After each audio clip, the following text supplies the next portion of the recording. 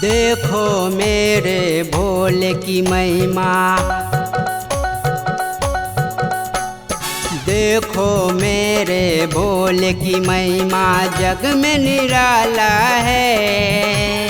देखो मेरे भोले की महिमा, जग में निराला है। जो आया जय हो जय हो जय हो, जो आया तेरे दरबार में, बड़ा किस्मत वाला है। जो आया तेरे दरबार में, बड़ा किस्मत वाला है।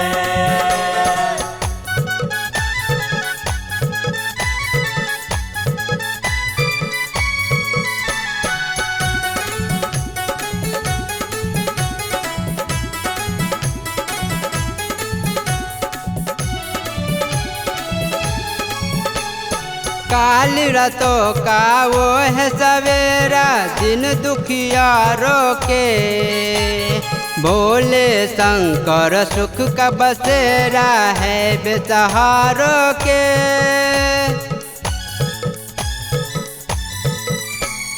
काल रातों का वो है सवेरा, दिन दुखियारों के।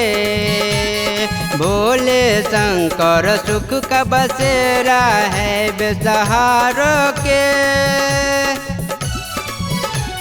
जितना भी दुख संकट आए,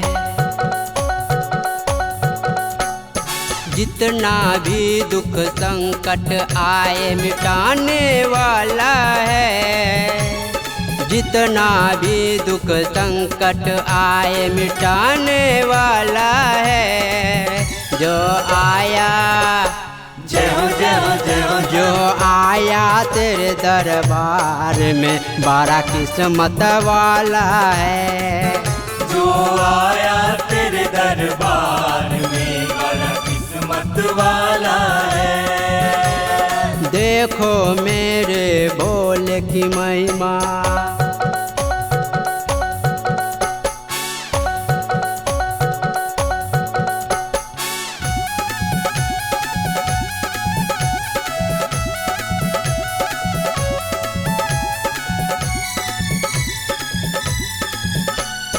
बागों से कलियां चुन चुन कर लाया है भक्तन।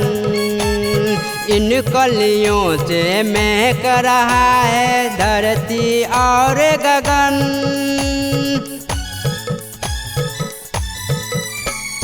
बागों से कलियां चुन चुन कर लाया है भक्तन। इन कलियों से महक रहा है धरती और गगन। हम सबको मेरे भोले ने, हम सबको मेरे भोले ने बड़ा प्यार से पाला है। हम सबको मेरे भोले ने बड़ा प्यार से पाला है। जो आया जय हो जय हो जय हो, जो आया तेरे दरबार में, बड़ा किस्मत वाला है। जो आया तेरे दरबार में, बड़ा किस्मत वाला है। देखो मेरे भोले की महिमा,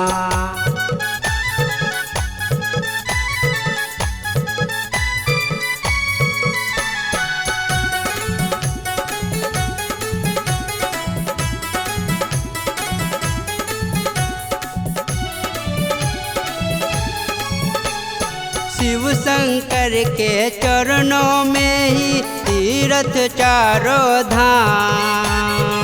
करते हैं सभी देवता वंदन, पूजते श्री राम।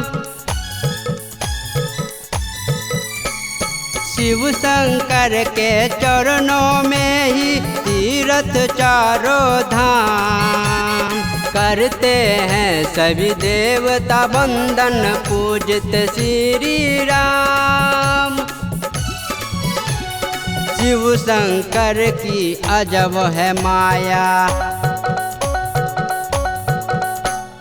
शिव शंकर की अजब है माया, बड़ा दिल वाला है। शिव शंकर की अजब है माया, बड़ा दिल वाला है। जो आया जय हो जय हो जय हो जो आया तेरे दरबार में, बड़ा किस्मत वाला है। जो आया तेरे दरबार में बड़ा किस्मत वाला है। देखो मेरे भोले की महिमा। Recording by Sri Ganga Music.